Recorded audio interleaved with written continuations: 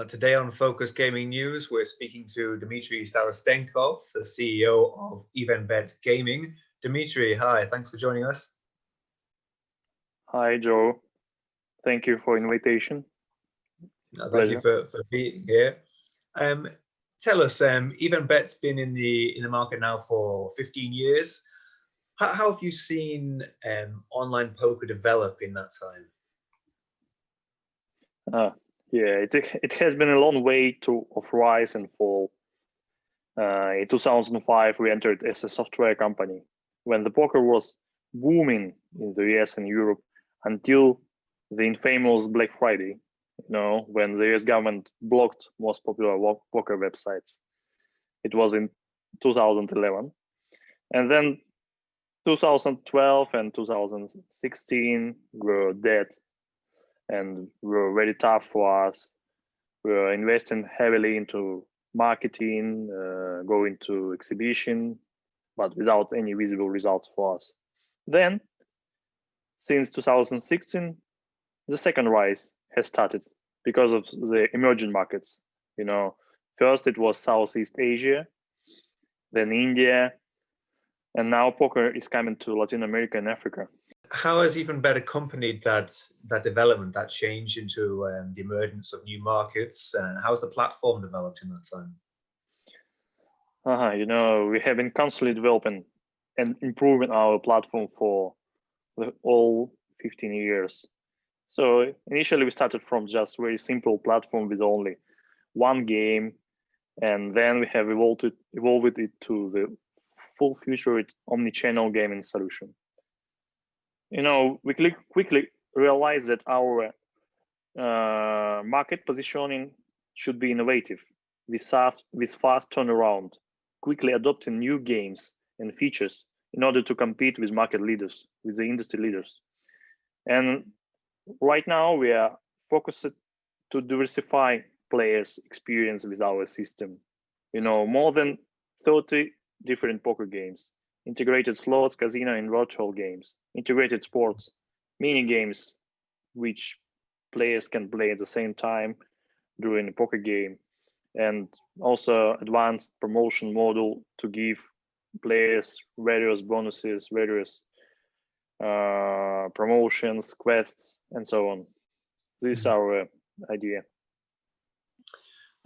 During the current pandemic that's still ongoing in most of the world, several jurisdictions have seen quite a rise in online poker play. What's your take on that? Do you think that's something that's going to be sustainable? What sort of feedback are you receiving from partners on what they're expecting from that boom in gaming and in poker play during the pandemic? Yeah, since the lockdown at the end of March, our partners experienced rise 2-3 times in the revenue from the poker vertical in very different jurisdictions in Asia, Latin America, in Europe.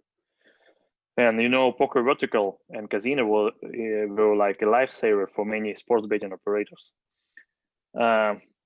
I'm sure that poker vertical will retain this growth because, as I told you above, we are in the middle of the second rise of poker. So the pandemic just accelerated this process of rising poker. Talking about influence of the pandemic on gaming operators, I could say for sure it's changing the whole landscape. However, I don't see we will witness huge changes in market leaders. I see how operators are just adapting their businesses with their processes to the new reality. And at the end, the whole market is growing. So I think we all will just learn and find new ways to work on this. Mm-hmm. You mentioned there in this second rise of online poker the significance of emerging markets. Mm-hmm. EvenBet secured a B2B license with the MGA in Malta earlier this year. What potential do you see for expansion in Europe, considering the regulatory situation and the market saturation in Europe as well? Yeah, Yeah, I agree with you. Agree. It's could be. Seems to be not the, the best idea, but however, we aren't targeting right now the EU market heavily. For us, EJ license allows us to work with licensed and regulated operators worldwide and deliver them high quality content.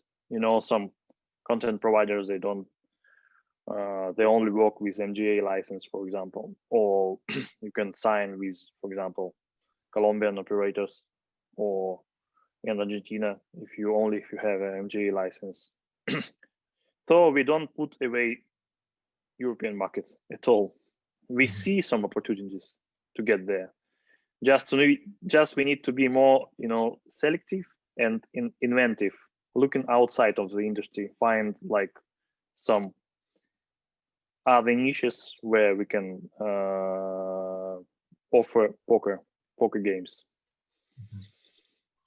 You mentioned the Americas, and of course, EvenBet launched its first poker network on its own platform in the Americas. Why did you choose the Americas to launch the first EvenBet network? Yeah, to be honest, because we are considering right now the Latin America as the next big thing in the poker world, and our first 6 months were overwhelming. We have been launching 1-2 skins a month, and we are continuing at the same pace right now. And the operators are demanding poker because of the feedback they're getting from their players. People in Latin America, they learned how to play poker. They like it, they love it, and they're demanding this from operators. And we are deliberately focusing on Latin American geography right now to keep the players pool more even and provide the comfort level of gameplay to the players. Because if we mix European players with Latin American players, it could be a problem because they're more experienced, more professional in Europe than in Latin America. Okay. And what kind of response have you seen so far in the first months?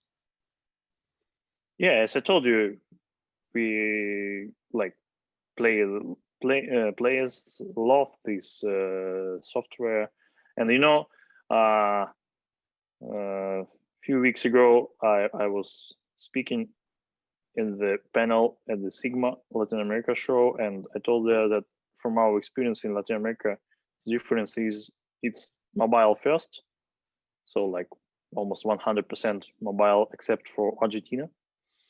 In Argentina, players are they like to play also from desktop. And second, players in Latin America, they are okay about browsers. They're okay about going to poker online. They don't require desktop applications. They don't require all these poker trackers and so on. So it's like the early stage of poker industry in Latin America. That is good, and the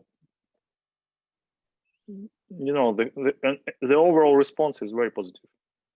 Excellent. Fantastic. Well, thank you, Dmitry. Just before we finish, is there anything that you would like to add about what EvenBet is looking forward to in the next few months? The things are changing right now, in an incredible pace. So it's very hard to plan. The whole marketing strategy is broken right now. So because all these events are postponed, and then we trying to adapt our marketing activities and development of the product. But I could say that before the end of the year, we'll just maybe go to 1 or 2 other digital events, because otherwise it's very hard to reach our customers. And then we'll see what will happen in the next year. Hopefully everything will be settled and we can return back to our normal way of doing business. Yeah, we hope so. Well, Dmitry Starostenkov, CEO of EvenBet, thank you for joining us. Thank you for your time. Thank you for the invitation. Thank you. Bye.